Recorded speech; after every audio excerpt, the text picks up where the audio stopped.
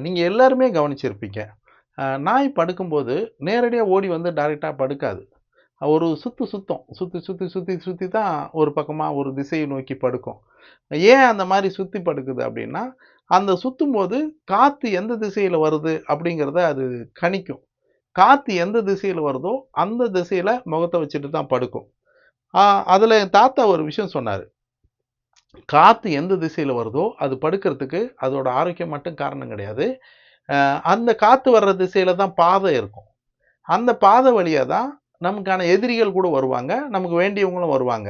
அப்போ தூரத்துல வரும்போதே, அந்த நாய் என்ன தன்னோட மோப்ப சக்தி, மனிதனை விட பல மடங்கு அதிகமான மோப்ப சக்தியில, அது என்ன செய்யும்னா, தான் எதிர்ல அந்த பக்கம் அந்த பாதை வழியா வர்றது, நமக்கு உறவுக்காரங்களா, நமக்கு வேண்டியப்பட்டவங்களா, நம்ம எதிரியா அப்படிங்கிறத தூரத்துல வரும்போதே அந்த காத்துல வர்ற அந்த மோப்ப சக்தி மூலமா, அந்த காத்துல வர்ற வாசம் மூலியமா அந்த மோப்ப சக்தியால கண்டுபிடிச்சிரும்.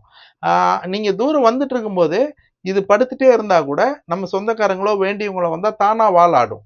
ஆனா, வேண்டப்படாத வாசம் வேற யாரோ ஒருத்தர் வந்தாங்கன்னா, அந்த நாய் உடனடியா வேகமா எழுந்துரும். எழுந்து உஷாராயிடும். உஷாராயிட்டு தன்னை யாரோ தான் இடத்துக்கு வராங்க அப்படிங்கிறத கண்டுபிடிச்சு, கண்டிப்பா அவங்க எதிரியா இருந்தா குலைக்க ஆரம்பிச்சுரும். அவங்கள அவங்க கிட்ட இருந்து நம்மளை பாதுகாத்துக்கும். அப்போ நாய் வந்து சுத்தி படுக்கிற அங்க ஒரு விஷயத்துல கூட அது வந்து ரொம்ப துல்லியமா இருக்கு. அந்த மாரி ஒரு சிறந்த அறிவுள்ள ஜீவன் தான் நாய். அது ஒவ்வொருத்தருக்கும் நம்ம வீட்டுக்கு அவசியமானது. நமக்கு பாதுகாப்பானது.